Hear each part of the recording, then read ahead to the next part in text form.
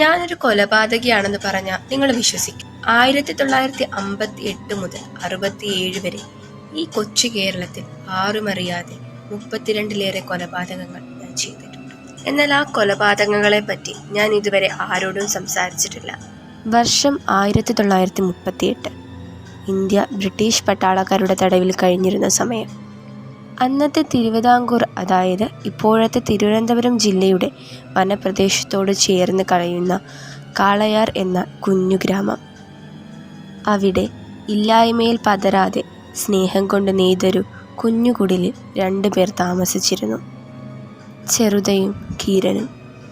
10 വർഷത്തെ കാത്തിരിപ്പിനൊടുവിൽ 1949 മാർച്ച് 33 അവർക്ക് രണ്ടാൾക്കും ഒരു പെൺകുട്ടി പിറന്നു. അവർ അവൾക്ക് തുളസി എന്ന് പേര് വെച്ചു. ആ പെൺകുട്ടി ഇന്ന് വളർന്നു വലുതായി നിങ്ങൾക്ക് മുന്നിൽ നിൽക്കുന്നു.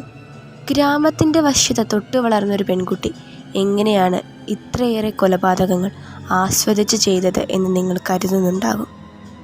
അന്നാദ്യമായി എൻ്റെ 13ാം വയസ്സിൽ കാട്ടിൽ നിന്ന് മുറിവ് പറ്റി കൊണ്ടുവന്ന ഒരു ചെറിയ കിളിയെ എന്നേക്കാളേറെ നേരം പരിപാലിക്കുന്ന അമ്മയെ കണ്ട് എനിക്ക് കിട്ടേണ്ടിയിരുന്ന സ്നേഹം തിരികെ നേടാൻ വേണ്ടി ആരും കാണാതെ അതിൻ്റെ കഴുത്ത് ഞെരിച്ചപ്പോൾ, കുറച്ചു നേരം ചിറകിട്ടടിച്ചതിന് ശേഷം അത് ചലനമറ്റ ശരീരത്തോടുകൂടി എൻ്റെ കയ്യിൽ കിടന്നപ്പോൾ ആ കിളിയുടെ തണുത്ത മരവിച്ച ശരീരം എന്നെ അത്ഭുതപ്പെടുത്തിയിരുന്നു. എന്നാൽ ആ അത്ഭുതത്തിന് ശേഷം ഞാൻ പോലും അറിയാത്ത ഒരു ആനന്ദമായിരുന്നു അതെനിക്ക് സമ്മാനിച്ചത്. ആദ്യ കൊലപാതകം ഒരു നിമിഷത്തെ തോന്നലിന് പുറത്താണെങ്കിലും പിന്നീട് സംഭവിച്ചത് അങ്ങനെയായിരുന്നില്ല. എൻ്റെ കൈകളിൽ കിടന്നു പിടയുന്ന ജീവൻ കണ്ട് ആസ്വദിക്കുന്നത് എനിക്ക് വല്ലാത്തൊരു സന്തോഷം നൽകിയിരുന്നു. അതുകൊണ്ട് തന്നെയാവാം ഞങ്ങളുടെ പ്രദേശത്തു നിന്നും കാണാതെ പോയ പല ജീവികളുടെ ദേഹത്തും എൻ്റെ കൈപ്പാടുകൾ പതിഞ്ഞത്. അങ്ങനെയിരിക്കെ ഒരു ദിവസം ഞങ്ങളുടെ ഗ്രാമത്തിലെ പാർവതി അക്കയ്ക്കും കണ്ണൻ ചേട്ടനും ഒരു കുട്ടി പിറന്നു. അക്ക വളരെ ക്ഷീണിച്ചിരുന്നു. പ്രസവ സമയത്ത് വല്ലാതെ നിലവിളിക്കുകയും വേദന കൊണ്ട് പുളയുകയും ചെയ്തിരുന്നു. എൻ്റെ അമ്മ ഒരു വയറ്റാട്ടിയാണ്. അമ്മയുടെ കൈകൾ കൊണ്ട് ഏതൊരു കുട്ടിയെയും പൂപറിക്കുന്ന ലാഘവത്തോടെ അതിൻ്റെ അമ്മയുടെ ഗർഭപാത്രത്തിൽ നിന്നും പുറത്തെടുക്കാൻ കഴിയുമെന്ന് നാട്ടിൽ സംസാരമാണ്. അങ്ങനെ ഒരു വെള്ളിയാഴ്ച പാർവതി അക്കയ്ക്ക് പ്രസവവേദന തുടങ്ങിയ സമയം. പ്രസവമെടുക്കാനായി അമ്മയോടൊപ്പം ഞാനും പോയി. ഏറെ നേരത്തെ പരിശ്രമത്തിനൊടുവിൽ ആ കുട്ടി പുറത്തേക്ക് വന്നു. പൂ പോലെ മൃദുലമായൊരു കുഞ്ഞ്. എന്നാൽ കുട്ടി പിറന്ന് അതിനെ ഒന്ന് കാണുന്നതിന് മുൻപേ തന്നെ പാർവതി അക്ക ക്ഷീണം കൊണ്ട് മയങ്ങിയിരുന്നു. കുഞ്ഞിൻ്റെ ശരീരത്തിലെ ചുടുചോര തുടച്ചുകൊണ്ട് എൻ്റെ അമ്മ പുറത്തേക്ക് പോയി. എന്നാൽ അമ്മ പോയതിനു ശേഷം ആ കുട്ടിയെ നോക്കിയിരുന്ന എൻ്റെ മനസ്സിലേക്ക് ഒട്ടനവധി ചിന്തകൾ ഞാൻ പോലും അറിയാതെ വന്നു.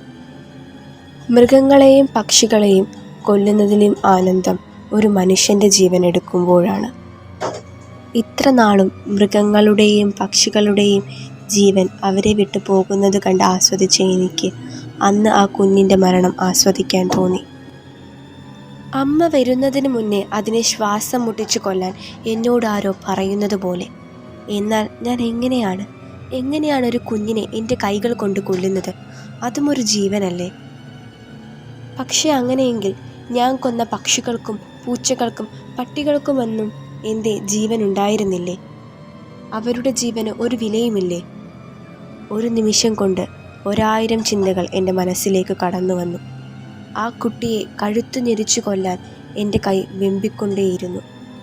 എന്നാൽ ഞാൻ എൻ്റെ ചിന്തയിൽ നിന്നും ഉണർന്നത് അമ്മയുടെ അലർച്ചൽ കേട്ടിട്ടാണ്. ചിന്തയിൽ നിന്നുണർന്നപ്പോൾ ഞാൻ കാണുന്നത് എൻ്റെ കൈകൾ ആ കുഞ്ഞിൻ്റെ ദേഹത്ത്.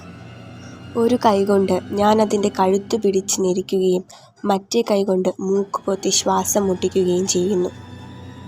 എനിക്ക് മുന്നിൽ നിറകണ്ണുകളുമായി പരിഭ്രമിച്ചു നിൽക്കുന്ന എൻ്റെ അമ്മയുടെ കണ്ണുകളിലെ ഭയം എന്നെ വീണ്ടും പേടിപ്പിച്ചു.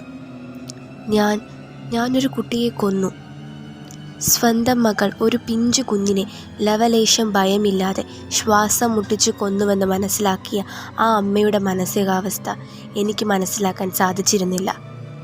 പകരം ഈ കാര്യം മറ്റുള്ളവരോട് പറഞ്ഞാൽ എൻ്റെ സ്ഥിതി എന്താകുമെന്ന ഭയമായിരുന്നു എൻ്റെ മനസ്സിൽ മുഴുവൻ.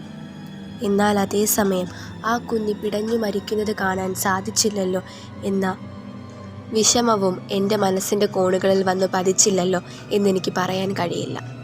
എത്രയൊക്കെ പറഞ്ഞാലും സ്വന്തം അമ്മയാണ്. തൻ്റെ മകൾ എത്ര തന്നെ തെറ്റു ചെയ്താലും മനസ്സറിഞ്ഞ് വെറുക്കാനോ ശപിക്കാനോ ആ മനസ്സിന് കഴിയുകയില്ല. അതുകൊണ്ട് തന്നെയാണ് അന്ന് ആ കുട്ടി ഒരു ചാപിള്ളയായാണ് ജനിച്ചത് എന്ന് മറ്റുള്ളവരോട് അവർ പറഞ്ഞത്. എന്നാൽ ആ കണ്ണുകളിൽ ആരും കാണാത്തൊരു ഭയം എനിക്ക് കാണാമായിരുന്നു. പക്ഷേ എൻ്റെ അമ്മയുടെ നിശബ്ദത എന്നെ വീണ്ടും വീണ്ടും അത് ആവർത്തിക്കാനും അമ്മ എന്നെ സംരക്ഷിക്കും എന്ന് തോന്നൽ ഉടലെടുക്കാനും കാരണമായി. അതുകൊണ്ടാവാം അന്നത് അബദ്ധവശാൽ സംഭവിച്ചതാണെങ്കിലും പിന്നീട് ഞാൻ അറിഞ്ഞുകൊണ്ട് ഓരോന്ന് ചെയ്യാൻ തുടങ്ങിയത്. എന്നാൽ സർവ്വസാധാരണമെന്ന് തോന്നിപ്പിക്കുന്ന ഓരോ മരണങ്ങൾക്കുമൊടുവിൽ എൻ്റെ പേര് ഉണ്ടോ എന്ന് എൻ്റെ അമ്മയുടെ കണ്ണുകളിൽ ഭയമായിരുന്നു. തൻ്റെ മകളെ ഓർത്ത് വിഷമിച്ചു കഴിയുന്ന ഒരമ്മയുടെ ദുഃഖം എനിക്ക് സഹിക്കാൻ കഴിഞ്ഞില്ല. അതുകൊണ്ട് തന്നെയാണ് അന്ന് രാത്രി ഞാൻ എൻ്റെ അമ്മയെയും കൊന്നത്. രാത്രി കഴിക്കുന്ന ഭക്ഷണത്തിൽ ഒരു തുള്ളി വിഷം ചേർക്കുക എന്നത് വലിയൊരു കാര്യമായിരുന്നില്ല. എന്നാൽ ഈ കാര്യം മറ്റാർക്കും മനസ്സിലായില്ല എന്നത് മാത്രമാണ് സത്യം. അതിനുശേഷം എത്രയെത്ര കൊലപാതകങ്ങൾ. തെക്കു മുതൽ വടക്കു വരെ ഞാൻ സഞ്ചരിക്കാത്ത വഴികളില്ല, കാണാത്ത മനുഷ്യരില്ല, ചെയ്യാത്ത പ്രവൃത്തികളില്ല. ഒരു മനുഷ്യനെ എങ്ങനെ കൂടുതൽ വികൃതമായി കൊല്ലാം, വിദഗ്ധമായി രക്ഷപ്പെടാം, നിഗൂഢമായി ജീവിക്കാം എന്നീ ചിന്തകളായിരുന്നു എൻ്റെ മനസ്സിൽ മുഴുവൻ. എന്നാൽ ഇന്ന് ഞാനിത് നിങ്ങളോട് പറയാൻ കാരണം എനിക്കെല്ലാം മതിയായി. ഒരു കുറ്റവാളിയുടെ മാനസാന്തരമാണോ ഇതെന്ന് ചോദിച്ചാൽ എനിക്കറിയില്ല. ഒരു പക്ഷേ എനിക്കെല്ലാം മതിയായതുകൊണ്ടാവാം. ഒരു ജീവൻ എടുക്കുന്നതിൽ നിന്ന് എനിക്ക് പണ്ട് കിട്ടിയിരുന്ന സുഖം ഇന്ന് കിട്ടാത്തത് കൊണ്ടുമാകാം.